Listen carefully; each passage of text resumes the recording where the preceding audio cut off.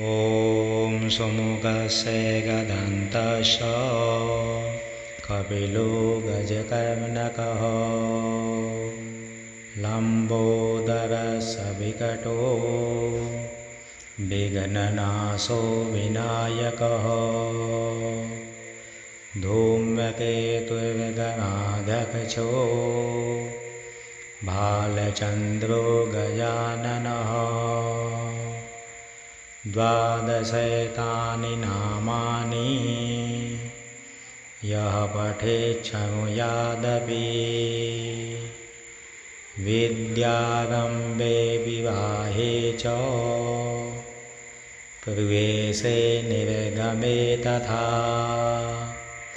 संग्रामे संकटे चैव विघ्नस्तस्य न जायते।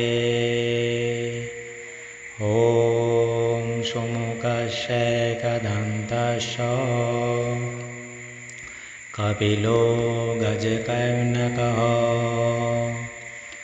लम्बोदरस्य विकटो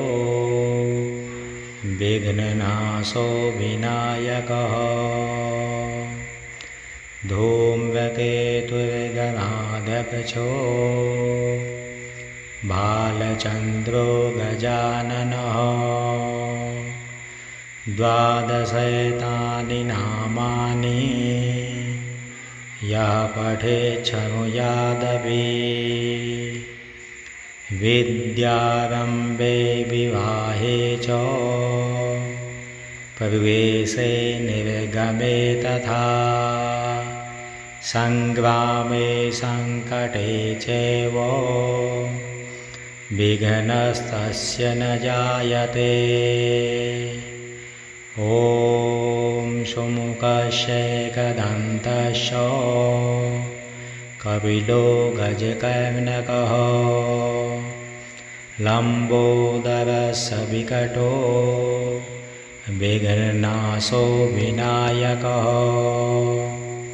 धूम्रकेतुर्गणाध्यक्षो भालचन्द्रो गजाननः द्वादशैतानि नामानि यः पठेत् शृणुयादपि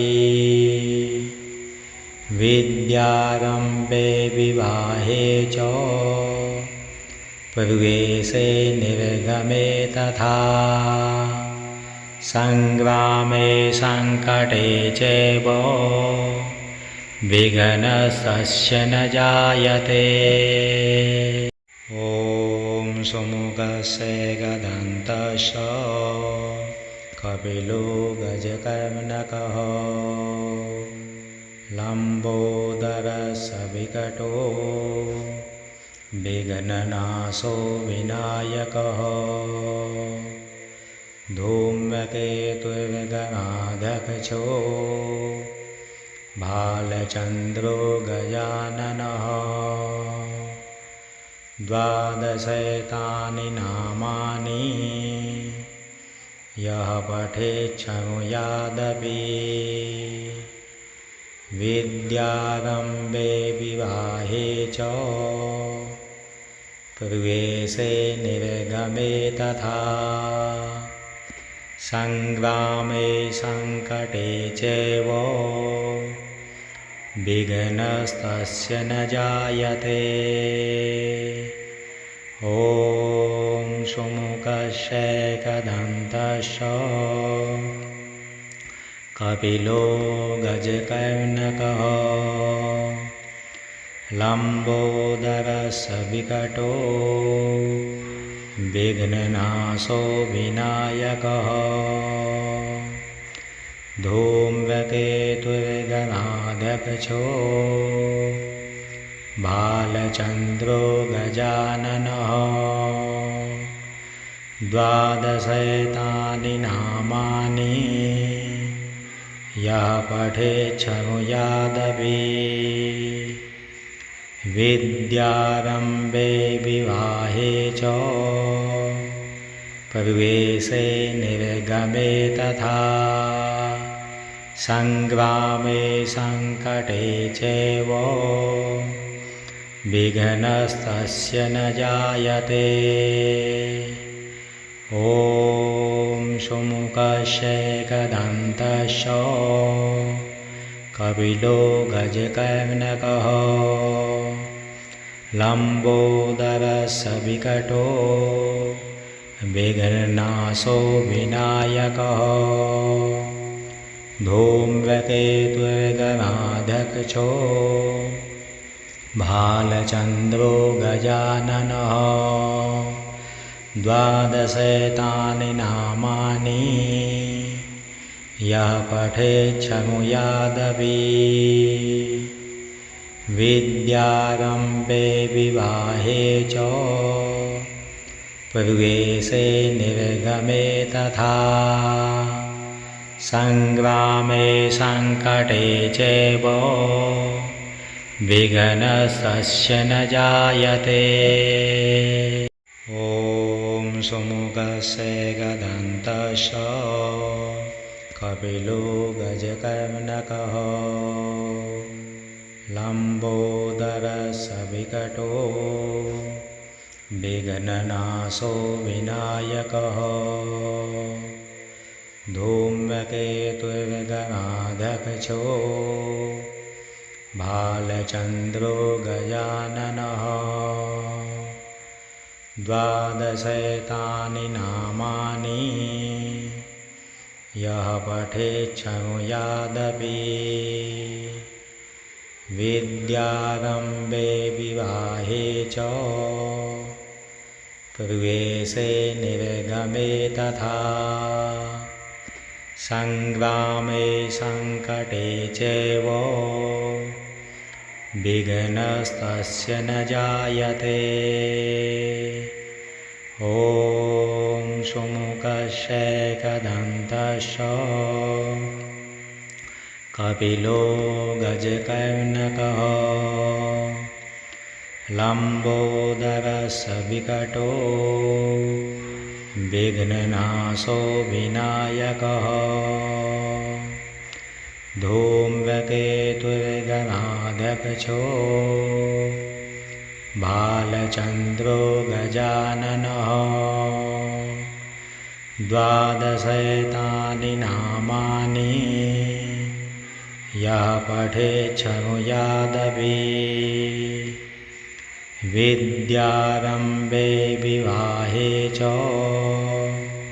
प्रवेशे निर्गमे तथा संग्रामे संकटे चैव विघ्नस्तस्य न जायते। ॐ सुमुखस्यैकदन्तस्य कपिलो गजकर्णकः लम्बोदरस्य विकटो विघ्ननाशो विनायकः धूम्रकेतुर्गणाध्यक्षो भालचन्द्रो गजाननः। द्वादशैतानि नामानि यः पठेत् शृणुयादपि। विद्यारम्भे विवाहे च प्रवेशे निर्गमे तथा संग्रामे संकटे चैव विघ्नस्तस्य न जायते। ॐ सुमुखस्यैकदन्तस्य कपिलो गजकर्णकः लम्बोदरस्य विकटो विघ्ननाशो विनायकः धूम्रकेतुर्गणाध्यक्षो भालचन्द्रो गजाननः। द्वादशैतानि नामानि यः पठेत् शृणुयादपि। विद्यारम्भे विवाहे च प्रवेशे निर्गमे तथा संग्रामे संकटे चैव विघ्नस्तस्य न जायते। ॐ सुमुखस्यैकदन्तश्च कपिलो गजकर्णकः लम्बोदरस्य विकटो विघ्ननाशो विनायकः धूम्रकेतुर्गणाध्यक्षो बालचन्द्रो गजाननः। द्वादशैतानि नामानि यः पठेत् शृणुयादपि। विद्यारम्भे विवाहे च प्रवेशे निर्गमे तथा संग्रामे संकटे चैव विघ्नस्तस्य न जायते। ॐ सुमुखस्यैकदन्तश्च कपिलो गजकर्णकः लम्बोदरस्य विकटो विघ्ननाशो विनायकः धूम्रकेतुर्गणाध्यक्षो भालचन्द्रो गजाननः। द्वादशैतानि नामानि यः पठेत् शृणुयादपि। विद्यारम्भे विवाहे च प्रवेशे निर्गमे तथा संग्रामे संकटे चैव विघ्नस्तस्य न जायते। ॐ सुमुखस्यैकदन्तश्च कपिलो गजकर्णकः लम्बोदरस्य विकटो विघ्ननाशो विनायकः धूम्रकेतुर्गणाध्यक्षो भालचन्द्रो गजाननः। द्वादशैतानि नामानि यः पठेत् शृणुयादपि। विद्यारम्भे विवाहे च प्रवेशे निर्गमे तथा संग्रामे संकटे चैव विघ्नस्तस्य न जायते। ॐ सुमुखस्यैकदन्तश्च कपिलो गजकर्णकः लम्बोदरस्य विकटो विघ्ननाशो विनायकः धूम्रकेतुर्गणाध्यक्षो बालचन्द्रो गजाननः। द्वादशैतानि नामानि यः पठेत् शृणुयादपि। विद्यारम्भे विवाहे च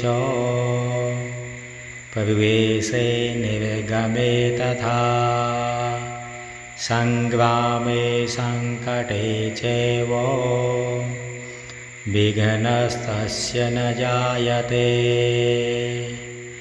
ॐ सुमुखस्यैकदन्तश्च कपिलो गजकर्णकः लम्बोदरस्य विकटो विघ्ननाशो विनायकः धूम्रकेतुर्गणाध्यक्षो भालचन्द्रो गजाननः।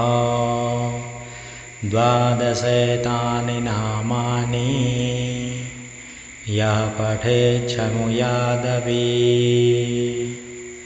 विद्यारम्भे विवाहे च प्रवेशे निर्गमे तथा संग्रामे संकटे चैव विघ्नस्तस्य न जायते। ॐ सुमुखस्य गदन्तस्य कपिलो गजकर्णकः लम्बोदरस्य विकटो विघ्ननाशो विनायकः धूम्रकेतुर्गणाध्यक्षो भालचन्द्रो गजाननः। द्वादशैतानि नामानि यः पठेच्छृणुयादपि विद्यारम्भे विवाहे च प्रवेशे निर्गमे तथा संग्रामे संकटे चैव विघ्नस्तस्य न जायते। ॐ सुमुखस्य एकदन्तस्य कपिलो गजकर्णकः लम्बोदरस्य विकटो विघ्ननाशो विनायकः धूम्रकेतुर्गणाध्यक्षो भालचन्द्रो गजाननः। द्वादशैतानि नामानि यः पठेच्छृणुयादपि विद्यारम्भे विवाहे च प्रवेशे निर्गमे तथा संग्रामे संकटे चैव विघ्नस्तस्य न जायते। ॐ सुमुखस्य एकदन्तस्य कपिलो गजकर्णकः लम्बोदरस्य विकटो विघ्ननाशो विनायकः धूम्रकेतुर्गणाध्यक्षो भालचन्द्रो गजाननः। द्वादशैतानि नामानि यः पठेच्छृणुयादपि विद्यारम्भे विवाहे च प्रवेशे निर्गमे तथा संग्रामे संकटे चैव विघ्नस्तस्य न जायते। ॐ सुमुखस्य एकदन्तस्य कपिलो गजकर्णकः लम्बोदरस्य विकटो विघ्ननाशो विनायकः धूम्रकेतुर्गणाध्यक्षो भालचन्द्रो गजाननः। द्वादशैतानि नामानि यः पठेच्छृणुयादपि विद्यारम्भे विवाहे च प्रवेशे निर्गमे तथा संग्रामे संकटे चैव विघ्नस्तस्य न जायते। ॐ सुमुखस्य एकदन्तस्य कपिलो गजकर्णकः लम्बोदरस्य विकटो विघ्ननाशो विनायकः धूम्रकेतुर्गणाध्यक्षो भालचन्द्रो गजाननः। द्वादशैतानि नामानि यः पठेच्छृणुयादपि विद्यारम्भे विवाहे च प्रवेशे निर्गमे तथा संग्रामे संकटे चैव विघ्नस्तस्य न जायते। ॐ सुमुखस्यैकदन्तस्य कपिलो गजकर्णकः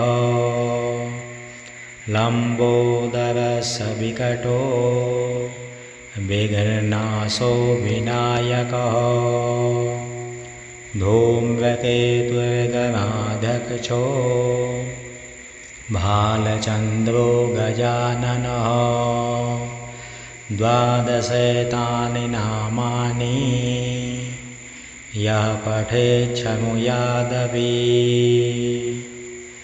विद्यारम्भे विवाहे च प्रवेशे निर्गमे तथा संग्रामे संकटे चैव विघ्नस्तस्य न जायते।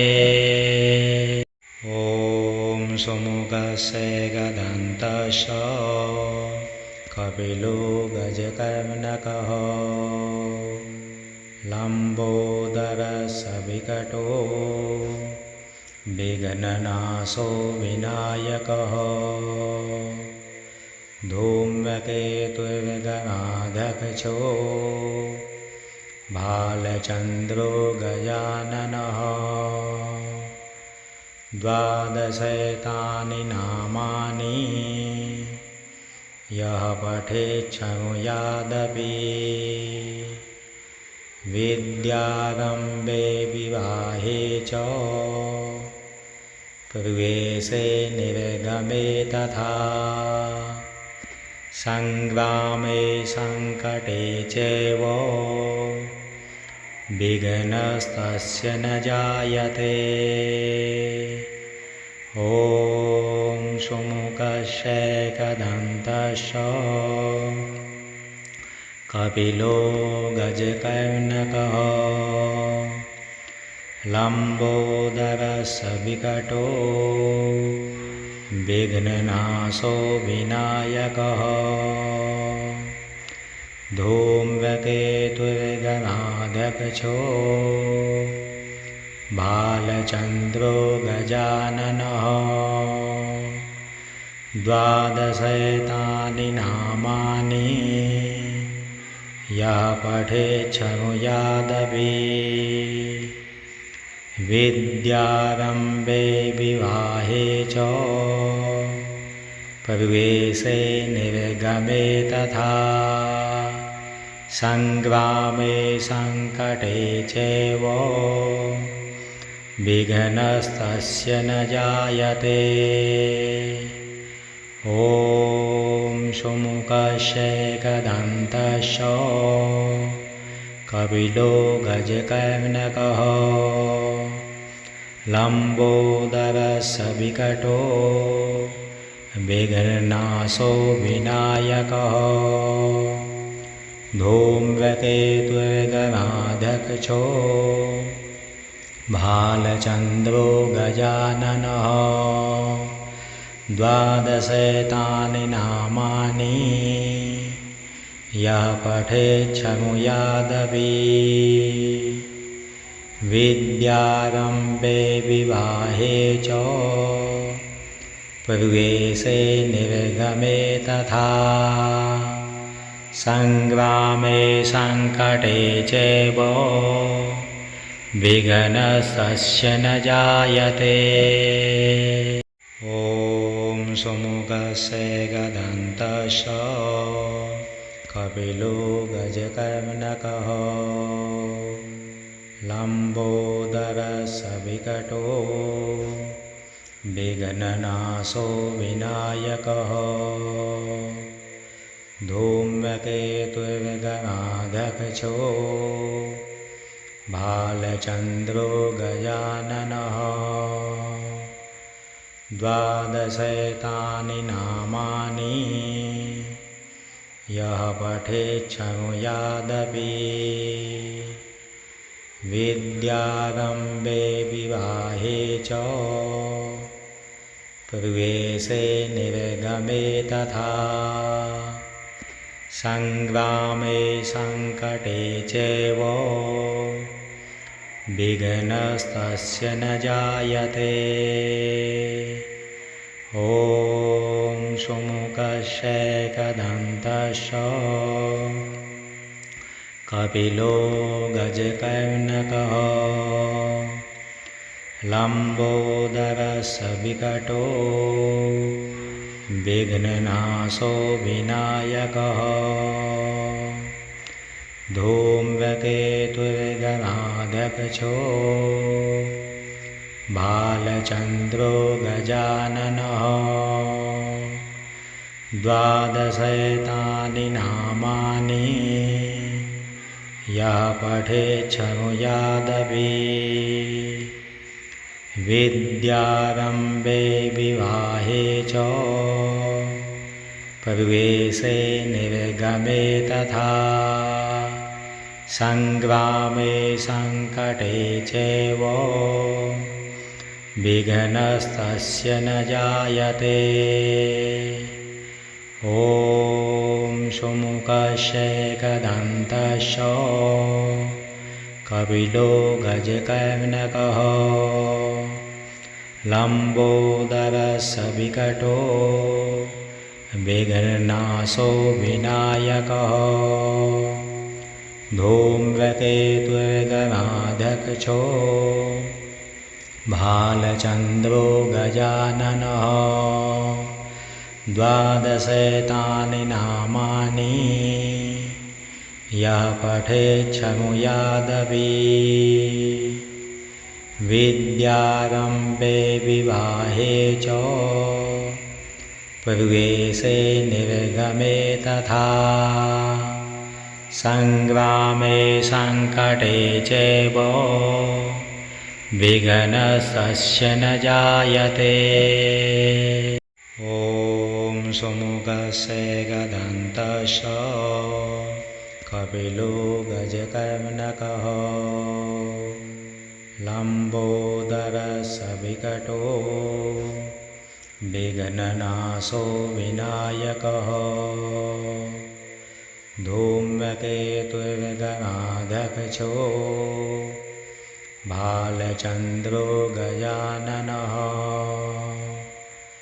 द्वादशैतानि नामानि यः पठेत् शृणुयादपि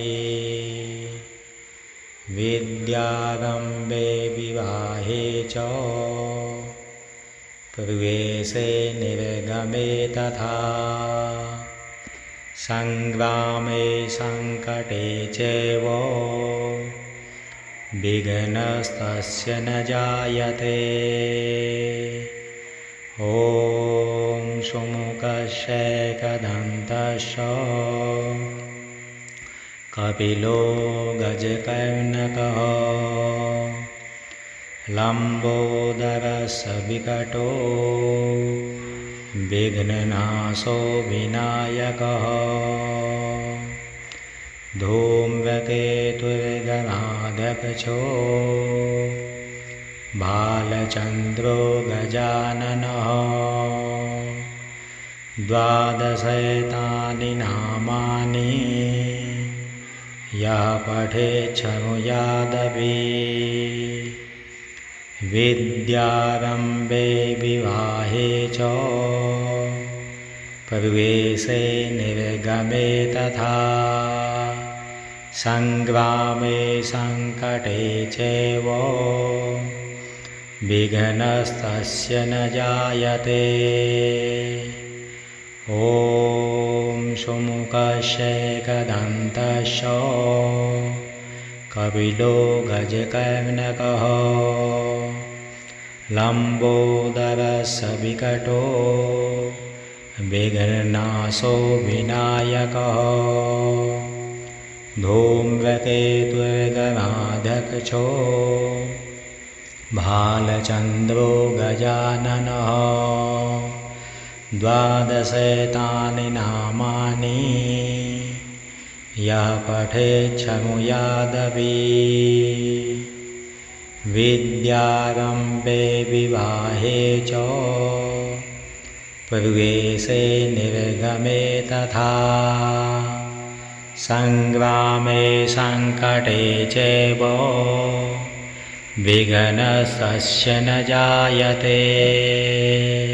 ॐ सुमुखस्य एकदन्तस्य कपिलो गजकर्णकः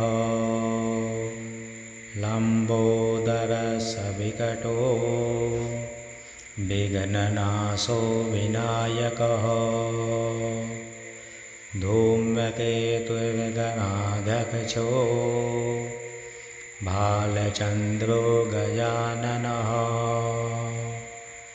द्वादशैतानि नामानि यः पठेत् शृणुयादपि